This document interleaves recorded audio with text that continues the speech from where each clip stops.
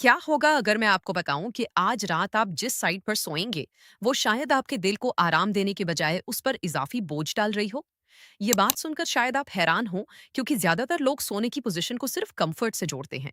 लोग मैट्रेस के बारे में सोचते हैं, पिलो के बारे में सोचते हैं, रूम टेम्परेचर के बारे में सोचते हैं।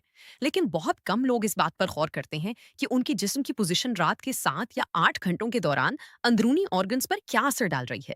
और यही वजह है कि कुछ लोग पूरी रात सोने के बावजूद सुबह थके हुए उठते हैं। कुछ लोगों को सुबह उठते ही चेस्ट हैवीनेस महसूस होती है। कुछ लोगों को रात के दौरान बार बार करवट बदलनी पड़ती है।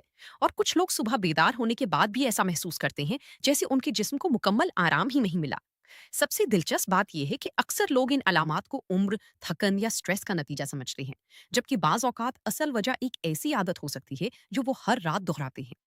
आज की इस वीडियो में हम जानेंगे कि सोने की मुख्तलिफ पोजीशंस जिस्म पर कैसे असर डाल सकती हैं, कौन सी साइड बाज लोगों के लिए ज्यादा कंफर्टेबल हो सकती है, किन लोगों को खास एहतियात की जरूरत होती है, और वो कौन सी साइंस हैं जो ये बता सकती हैं कि आपका जिस्म रात को मुकम्मल आराम में नहीं जा रहा। और आखिर में मैं आपको एक ऐसी सिंपल स्लीप रूटीन भी बताऊंगी जो ना सिर्फ आपकी स्लीप क्वालिटी बेहतर कर सकती है, बल्कि आपके ओवरऑल सर्कुलेशन और कंफर्ट को भी सपोर्ट कर सकती है।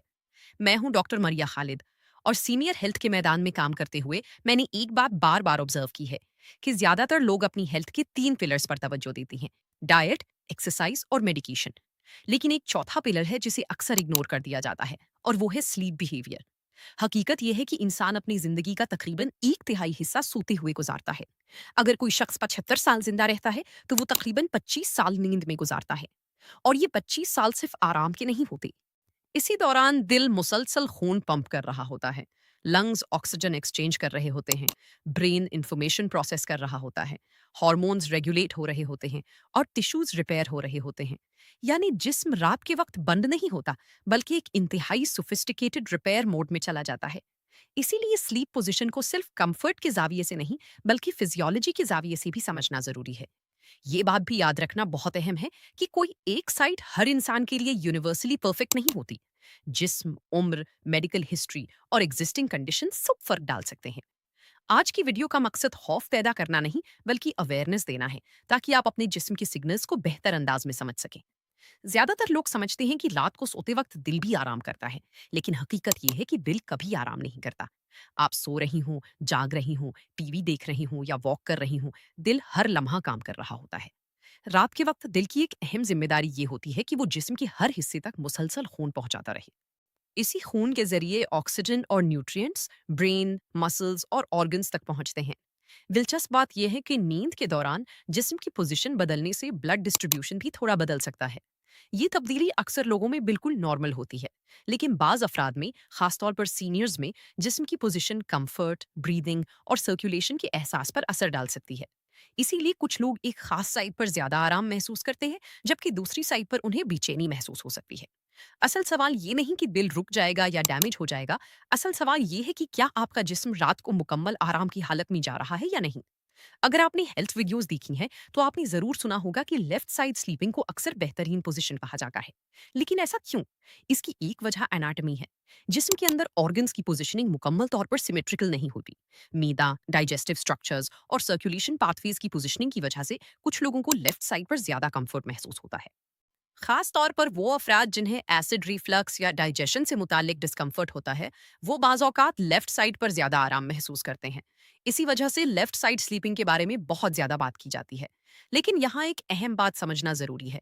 सिर्फ इस वजह से कि लेफ्ट साइड बाज़ लोगों के लिए मुफीद हो सकती है, इसका मतलब ये नहीं कि हर इंसान के लिए यही बेहतरीन पोजीशन है। हर जिस्म मुख्तलिफ है, हर मेडिकल हिस्ट्री मुख्तलिफ है, और हर इंसान का कंफर्ट रिस्पॉन्स मुख्तलिफ होता है। इसीलिए स्लीप एडवाइस हमेशा इंडिविजुअलाइज्ड होनी चाहिए। अब आते हैं उस सवाल की तरफ जिसने इस वीडियो का टाइटल बनाया: क्या राइट साइड स्लीपिंग वाकई दिल को ओवरटाइम काम करवाती है? हकीकत यह है कि इंटरनेट पर इस मौजू पर बहुत मुबालगा आराई मौजूद है। साइंसी हकीकत ज्यादा बैलेंस्ड है। राइट साइड स्लीपिंग बहुत से लोगों के लिए मुकम्मल तौर पर कंफर्टेबल और सेफ हो सकती है। बहुत से अफराद सालों तक राइट साइड पर सोते हैं और उन्हें कभी कोई मसला पेश नहीं आता। लेकिन कुछ लोग सब्जेक्टिव तौर पर यह महसूस करते हैं कि एक मखसूस साइड पर उन्हें ज्यादा आराम आता है, जबकि दूसरी साइड पर नहीं। इसकी वजह दिल का ओवरवर्क होना जरूरी नहीं। इसकी वजह breathing pattern, chest comfort, posture alignment या दीगर जिस्मानी अवामिल भी हो सकते हैं। इसीलिए स्लीप पोजीशन को एक आइसोलेटेड फैक्टर के तौर पर नहीं, बल्कि पूरे जिस्म के कंफर्ट सिस्टम के हिस्से के तौर पर देखना चाहिए। अब एक बहुत अहम सवाल, आपको कैसे पता चले कि आपकी मौजूदा स्लीपिंग पोजीशन आपके लिए आइडियल नहीं? जिस्म अक्सर सिग्नल्स देता है, मसलन रात को बार बार करवट बदलना, सुबह उठते ही थकन महसूस करना, neck stiffness, shoulder discomfort, chest heaviness का एहसास, रेस्टलेस स्लीप या बार बार जाग जाना। ये जरूरी नहीं कि इन सब की वजह स्लीपिंग साइड ही हो, लेकिन ये जरूर मुमकिन है कि स्लीप पोजीशन इन अवामिल में किरदार अदा कर रही हो। इसीलिए इन सिग्नल्स को इग्नोर नहीं करना चाहिए। जिस्म अक्सर हमें खामोश जुबान में बता रहा होता है कि कुछ एडजस्ट करने की जरूरत है। जब इंसान जवान होता है तो जिस्म में एडेप्टेबिलिटी ज्यादा होती है, मसल्स जल्द रिकवर कर लेते हैं, जॉइंट्स ज्यादा फ्लेक्सिबल होते हैं और सर्कुलेशन सिस्टम ज्यादा एफिशिएंट होता है। लेकिन उम्र के साथ जिस्म में तब्दीलियां आती हैं, मसल्स कमजोर हो सकती हैं, जॉइंट्स ज्यादा सेंसिटिव हो सकते हैं, पोस्चर में तब्दीली आ सकती है और ब्रीदिंग पैटर्न्स बदल सकते हैं। इसीलिए वो पोजीशन जो 30 साल की उम्र में कंफर्टेबल थी, जरूरी नहीं कि 65 या 70 साल की उम्र में भी इक्वली कंफर्टेबल हो। मैंने बहुत से सीनियर्स में देखा है कि सिर्फ तिलो हाइट, स्लीप पोस्चर या स्लीपिंग साइड में छोटी सी एडजस्टमेंट से उनकी स्लीप क्वालिटी में नुमाया फर्क आ जाता है। और यही वजह है कि 60 के बाद स्लीप हैबिट्स को दोबारा इवेल्युएट करना एक स्मार्ट हेल्थ डिसीजन हो सकता है। अब एक ऐसी बात की तरफ आते हैं जिस पर बहुत कम लोग तवज्जो देते हैं, और वो है सोने की पोजीशन और सांस लेने के दरमियान ताल्लुक। जब हम सोते हैं तो हमारे फेफड़े, डायफ्राम और एयरवे मुख्तलिफ पोजीशंस में मुख्तलिफ अंदाज से काम करते हैं। इसीलिए कुछ लोग एक साइड पर लेटते ही आराम महसूस करते हैं, जबकि दूसरी साइड पर उन्हें सांस कुछ भारी लगती है। खास तौर पर 60 साल के बाद जब फेफड़ों की कैपेसिटी पहले जैसी नहीं रहती, तो जिस्म की पोजीशन ज्यादा अहम हो जाती है। अगर आप रात को बार बार गहरी सांस लेने की कोशिश करते हैं या सुबह उठते ही महसूस करते हैं कि नींद पूरी होने के बावजूद जिस्म ताज़ा नहीं है, तो ये इस बात का इशारा हो सकता है कि आपकी स्लीप पोजीशन आपके जिस्म के लिए आइडियल नहीं। अच्छी स्लीप पोजीशन सिर्फ कंफर्ट नहीं देती, बल्कि जिस्म को पूरी रात ऑक्सीजन एफिशिएंटली इस्तेमाल करने में भी मदद देती है। इसी तरह बहुत सी सीनियर्स एक अजीब बात बयान करते हैं कि जब वो एक खास साइट पर लेटते हैं तो उन्हें अपनी हार्ट बीट ज्यादा महसूस होती है। इसका मतलब ये नहीं कि दिल अचानक खतरे में है, लेकिन जिस्म की पोजीशन बाज औकात दिल की धड़कन के एहसास को ज्यादा नोटिसेबल बना सकती है।